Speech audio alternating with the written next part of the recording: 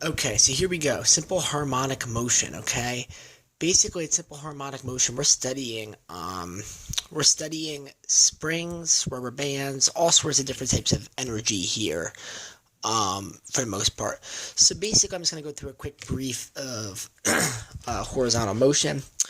We have our spring K, we have our block, okay, we have negative A and positive A, okay, and so when we stretch this spring out, we're going to notice that, right now it's at equilibrium, right here it's at zero, okay, so this is like when I leave the spring just sitting in place, okay, and I have this spring pulling on this, okay, so now what's going to happen is, when I apply a force, okay, so think of this like, when I apply a force to this block, and there's this block is sitting in equilibrium, this is the pen I'm going to use for example at zero, and I have a spring pulling on it.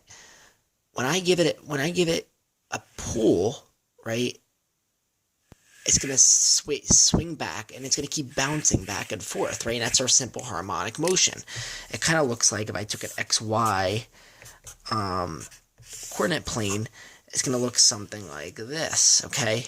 And it could start off, you can have a sine wave where it starts off at zero, sorry, right? And then we can have our cosine wave where it starts off at 1, right? So basically, what we're going to see here is that with simple harmonic motion, it's like a wave formation, okay? We're going to see this wave pattern as this block goes back and forth. It's going to, zigzag like a wave. Well, not zigzag, but it's going to be smooth, okay? And so what we see here is that basically I could derive the relationship that at zero, right? At zero, I have maximum potential energy, okay? Kinetic energy, sorry. I have maximum kinetic energy, which means my velocity is the greatest, okay? Because when I stretch this spring out, right?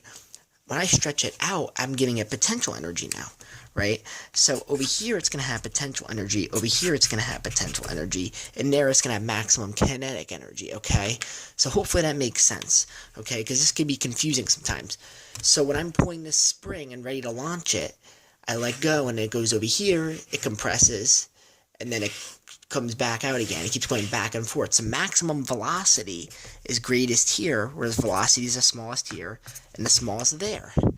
And then I'm gaining potential energy I'm gaining potential energy in these two spots, which is really small ke, right? Because that goes with velocity hand in hand, because we know that ke is equal to half the mass times the velocity squared.